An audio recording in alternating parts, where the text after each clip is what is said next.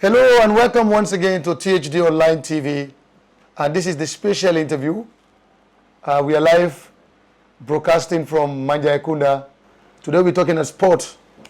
And I guess it will not be, a strange face if you know what I'm talking about. The Gambia has just made announcements for the 2024 Paris game. And that gives the impression how serious the country want to take this coming Olympics.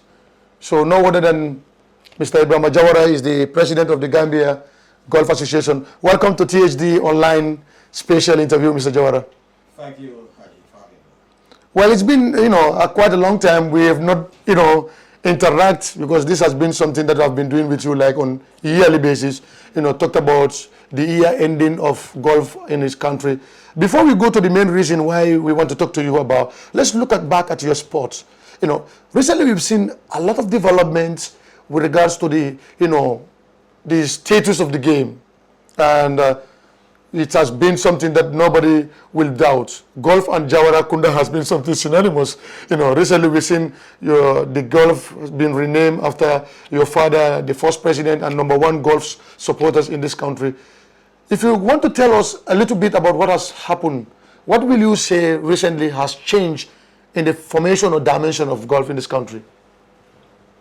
Thank you, Haji. I think, the major players in golf in this country, or institutions, you've got the Gambia National Olympic Committee, you've got the National Sports Council, then of course you have the Gambia Golf Association, which is affiliated to the National Sports Council and the GNOC, and the international federations as well. Now, of course, the only golf course in the country is hosted by the Fajara Club. So they're also another important player as far as golf is concerned. And of course, we also have the people who sponsor towards golf. Now, in the past, there were differences between some of the institutions, whether it's between GNOC and the National Sports Council, whether it's between Fajara Club and the Gambia Golf Association, whether it's between the National Sports Council and the Gambia Golf Association. So there was a lot of tussle in not just golf, I suppose, in the entire sporting fraternity. But thank God, I think over the last few years, sanity has prevailed. And we have seen the Fajara Club finally becoming affiliated to the Gambia Golf Association. And, thanks to the chairman, Ram Mohan, who spearheaded that to reconcile the two. And basically, he made the club understand that they are a club, whilst we are an association. And one can't do without the other. You can't be an association without a club. Well, you can, but really, it would be meaningless. Oh, yeah. And you can't be a club without an association because you're limited to what you can do and where you can go. Yeah. So thank God, the club and the association have partnered many times, genuine partnership. And the most recent one was the Sir Dawda Jawara Golf Tournament, which the club and the association organized. And with the support of the National Sports Council, the Ministry of Youth and Sports, and the Gambia National Olympic Committee. Yeah. So I think everybody has found out that nobody can do it alone. We're interlinked. And each institution's mandate is legitimized by another institution, not solely on their own. And I think that has made our work easier as an association. We've looked at the recent participation of Gambian golfers in the sub-regions, golf events. Gambians have been performing well, extremely well in the sub-regional championship. But we are yet to make it up there. What is it that is stopping this, them to click to those level? It all boils down to funding, I suppose, at the end of the day. Of course, we are a small association in a small country. So funding is a bit of a challenge. I mean, we try to get as much as we can, but there are limitations. But we hope that with the national sports levy now being operationalized, that not all of it will go to football. Hopefully, some will trickle down to golf, athletics, and the other sports. You need money for sports. It's as simple as that. You have to travel. You have to stay in accommodation. You need to eat good food and the right food. You need coaching. All of this costs money. You need also equipment, and equipment is always upgraded. So if you want to be up there, you need money to get all these things at the right time.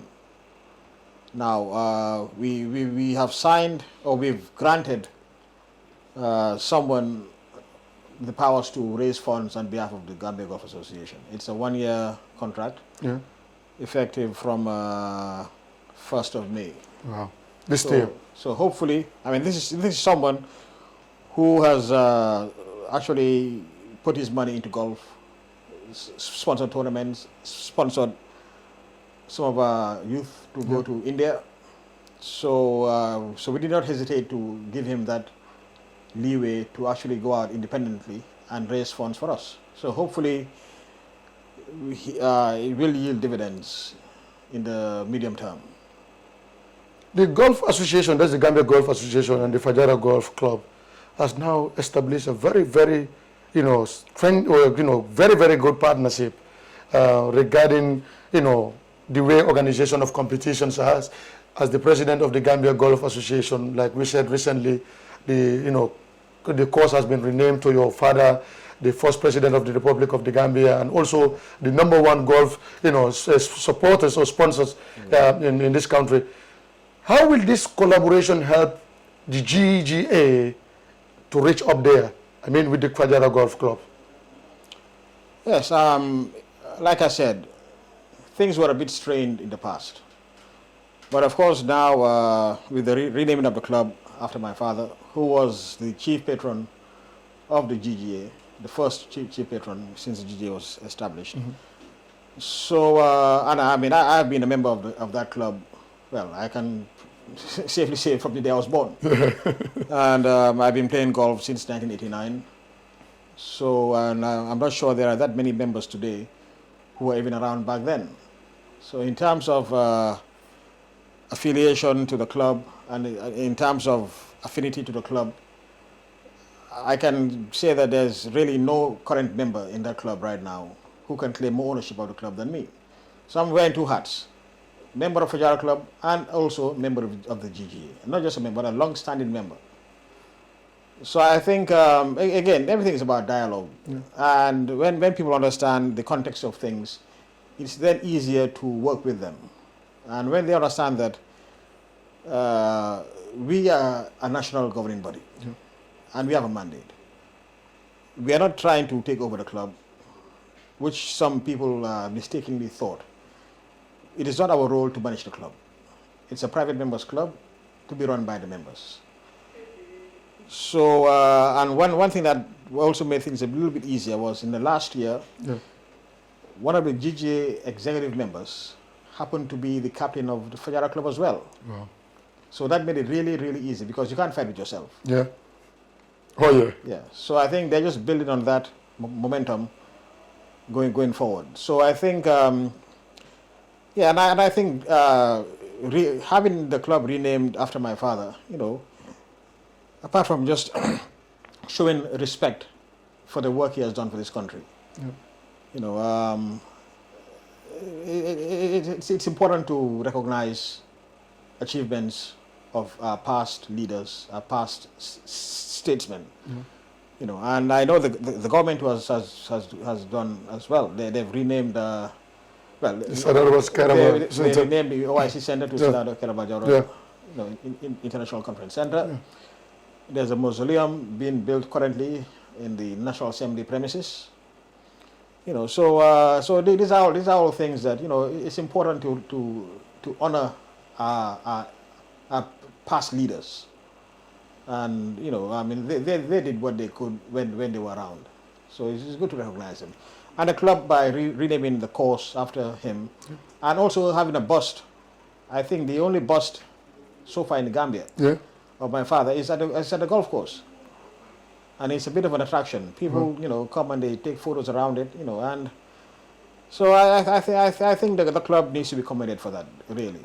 As a son of the, you know, the first president, Sadara Kairaba, chief patron of golf, today, you know, you've just mentioned, you know, there are things that they have thought of. He's going to still keep that memory of what he has done for golf in this country. How much does that make you feel as someone who grew up in the family of golf? Because your family is known for golf, and you know most of you started playing golf when your father was actively coming to the golf course to play golf. Well, I just wish he was alive today to witness at least one of his children leading the Gambian delegation, at least the athletes, in the next forthcoming elections by the grace of the Almighty Allah. I think we are part of his legacy. Apart from the developments he has done and everything else in the political scene, but for his children, each of us, our achievements is his legacy. And we can only try to emulate what he has left here in any way we can. And he was a public servant. I'm glad to say I'm also a public servant. Yeah. Yes. Well, you know, I wanted to ask that because, you know, in one of my interviews with you, you are always concerned about the grassroots of golf of this country. That is why you always emphasize on giving the privilege or, you know, or giving priority to the upcoming golfers, such as the caddies and other academies that are established in this country. And you are also a very, you know, important or very busy guy because you work for the country and you are also, you know, a diplomat. You've been in Algeria working at the Gambian embassy, you've been in agriculture ministry, and now, you know, you're in the environmental ministry. How do you inculcate all this together, Ibrahim? Because, you know, the country need you, golf need you, and others need you, family need you. How do you do this? I guess it's good management. Good management, Haji. Yeah. It's just to find time and just multitask and doing 3 things at the same time. Yeah. I mean, like one of my friends always says, whilst we're young, that's when we can do all these things. Once the older you get, the less energy you have. So thank God I've still got the energy to do all these things. And, your caddies are your priority. So how do you look at the grassroots level today and describe to somebody who is a new follower of golf?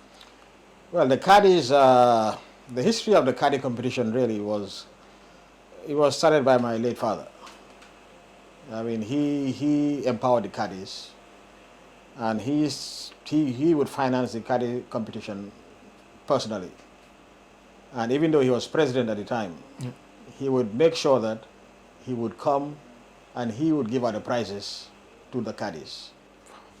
So he made the caddies feel part of the golfing family. So this is something you're following. So that's why every tournament we have, Yes. even the last one we had in his memory, there was a caddy competition.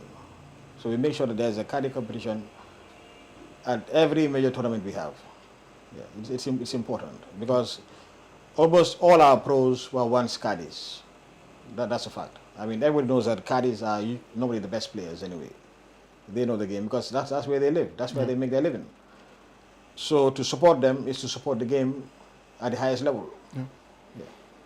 Now let's talk about the talking point in town. You've been leading Gambia golf for many years now, and now you're going to lead the Gambia to the Paris 2024 Olympic Games. Recently, the Gambian National Olympic Committee announced your appointment as the chef de mission for 2024 Paris. How do you receive that news? Initially, I was surprised because I had no idea that I had been nominated to be the chef de mission. When the president, Auntie Beatrice Allen, called me and informed me, I was really shocked, humbled, and very, very thankful to the GNOC because golf, the treasurer of golf was the CDM for the last Olympics, the Tokyo 2020. Tony Tabal. So we didn't expect for golf again to be the CDM, or for the CDM to come from golf in the next Olympics. So really, I just want to express appreciation on my behalf, on behalf of my family and the Golf Association, for the GNOC nominating me to be the CDM for the 2024 Paris Olympics. It's a testament to the success of the Golf Association. The fact that 2 executive members have been consecutively selected as CDM for the Olympics. It's proof that we are well organized. It is proof that we have done our bit for sports in this country. And we just want to thank everybody who was involved in our selection. And I hope and pray that the way Tony Tabal represented the Gambia in Tokyo, I will also do the same, if not better, in Paris 2024. Yeah, I want to ask this question because, we've seen the relationship between the Gambia Golf Association and the Gambian National Olympic Committee has been in a very, very good way, because all these executives that came in the Gambia National Olympic Committee work with you, and that relationship always, is there. And today, Tony Tabal was the chef de mission in Tokyo 2020. Ebrima Jawara will be the chef de mission in 2024 Paris. What is it that you doing behind the scene that other associations are not seeing? Well, we have structures in place. I suppose, given our backgrounds, successful businessman, civil servant, lawyer, hotelier, so we have a wide range of professionals who make up the executive of the committee, and we are all volunteers. So when it comes to expertise, set up institutions. So I think that's why golf seems to be there. We have our AGM, we have our accounts, audited accounts, always approved at the AGM. We make sure that we keep minutes. We have a bank account. So we have a structure that is transparent, and I think that helps, and it gives confidence. And don't forget that also Tony Tabal is a bureau member of the GNOC. Modu Drame, our Secretary General, is also a bureau member of the GNOC, being a member of the the head of the juridical committee. So it just shows that, and now is also once a member of the Culture and Education Commission.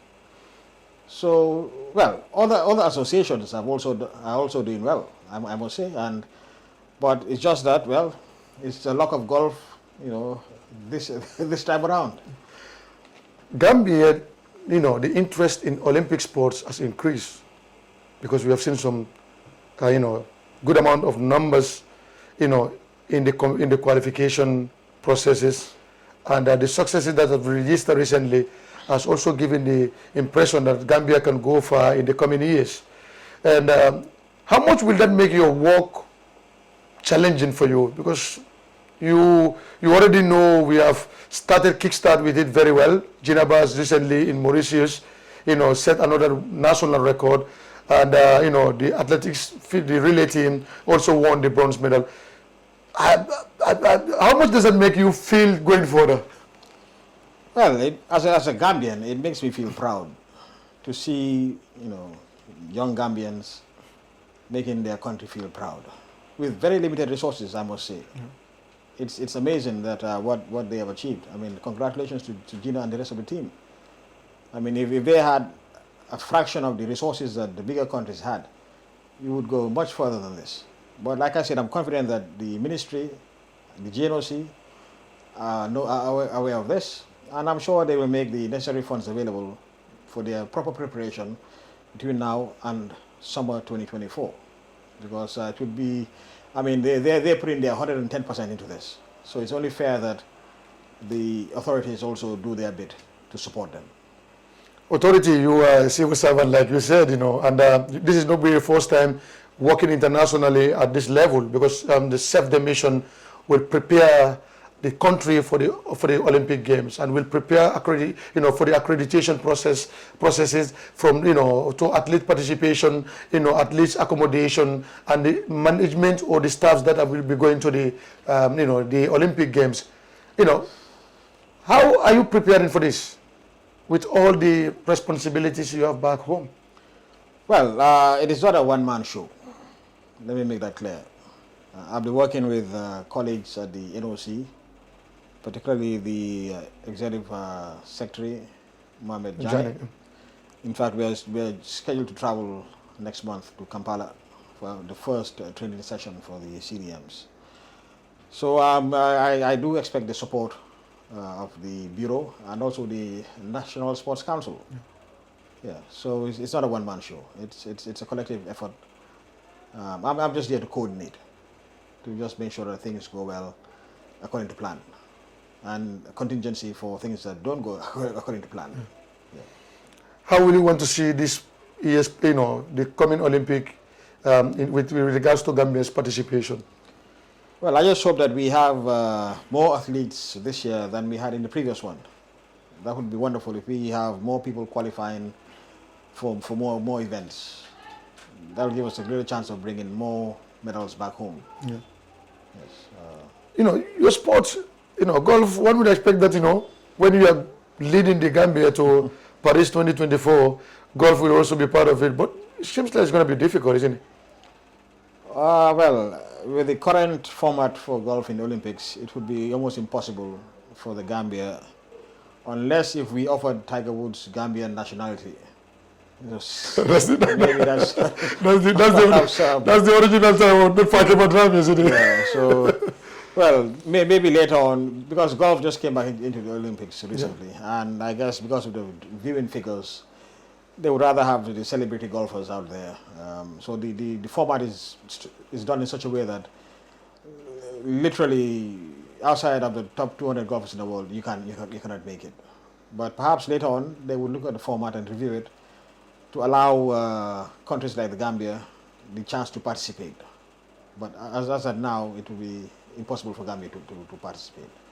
Like you said, you are attending your first session in Kampala very soon for the CDMs, that is chef dimensions. Going by the Gambia's, qualification processing, process rather, like we've seen, athletics have been dominating, but we have seen other, individual sports that are making hayways, in international sports. What is your relationship, and how do you intend to build a relationship with this association that are targeted to be in Paris 2024? Yes, well, we are one big sporting family, so eventually I will reach out and go and meet all these associations that will be sending athletes, and just to discuss with them and see how best to prepare their athletes. That's normal and part of the job. Normally, most of the sports that we're even looking forward to see in the Paris 2024, all of them have qualified to the Birmingham Games, the Commonwealth Games in Birmingham. Do you believe that is going to also help shape the way for you? Well, not for me, because I think my job is mainly administrative, and but it's for the athletes who have to train. And in 2 years' time, a lot can happen. And so we just hope that in 2 years' time they're fitter, faster, stronger. They are the ones who are the stars of this whole thing. We are just administrators to help them to get there. That's our role, just to make everything ready for them to perform without any obstacles, without any distractions, so they can be at their top best performance. 2020 Olympic Games have been, a nightmare for many CDMs because of the COVID-19. After the cancellation of the first initial date, before it was hosted in 2021, some divisions find it very difficult, with regards to putting things in place before they go. And still the COVID, some of the COVID principles or, things are not yet gone yet. And are you prepared for that? For instance, there are events that you will go, the COVID things are still there. Well, maybe with the vaccination campaigns going on, hopefully in 2 years' time, the COVID restrictions will be much more relaxed than they are now. But nevertheless, we'll take the necessary precautions, the testings, and So, but I think if the athletes take their vaccines and their booster shots, they should be fine to compete. Let's talk about now the Gambia, sports in the Gambia. Funding has become, serious issue now because every sports want to participate and we all go to the same places to look for fun. And qualification to the Olympic Games require a lot of funding. If you want athletes to go to events that can give them quick qualification, the funds has to be there. How are we going to do that as somebody who is already in the civil service and you know colleagues who are already there? What role do you think you can help, play to get funding available for, preparation for the Paris 2024? Yes, well, I believe there's funding from the IOC. Yes. And also we would knock on the doors of the Ministry of Youth and Sports, and also Ministry of Finance. Yeah, but particularly Ministry of Youth and Sports, so that they could divert some of the funds to these sports that we believe have a higher chance of qualifying for the Olympics, the low-hanging fruits, so to speak. Volleyball, I believe, have a chance. Maybe judo, karate. So we can only knock on doors and try to persuade, through dialogue, because the funds are needed everywhere. Yeah. In the health sector, agriculture, education, defense, interior, you name it. Everybody has a budget, but we have limited funds. So it's just a matter of trying to see where there are maybe so-called loose funds available somewhere, and we can use that to help the athletes. But then again, it means sitting down with the relevant authorities, that is Ministry of Youth and Sports, Ministry of Finance, and maybe the Director of Budget, to see exactly how much we can tap into maximum for the next Olympics. You are watching THD Online TV on YouTube. You can follow us on Instagram, Twitter and Facebook. We're there live, and today our guest is Mr. Ebrima Jawara, the newly appointed chef de mission for Paris 2024 Olympic Games. Like Ebrima is also the president of the Gambia Golf Association. Like we always say, the Jawara Kundas and the golf are synonymous. Finally, we are just getting to the end of this interview, but let's look at the sports fraternity in this country. Like you said, there used to be a lot of chaos within sports, associations, governing bodies, and even authorities. But now it seems like, people are beginning to understand each other's responsibility, and we start seeing the fruits yielding. What do you think was the reason of the recent success from different, sporting disciplines in this country? I think maybe there's an increased sense of patriotism, and people are beginning to realize that when you set up an association, it is not a family business or your personal property. It becomes a national institution.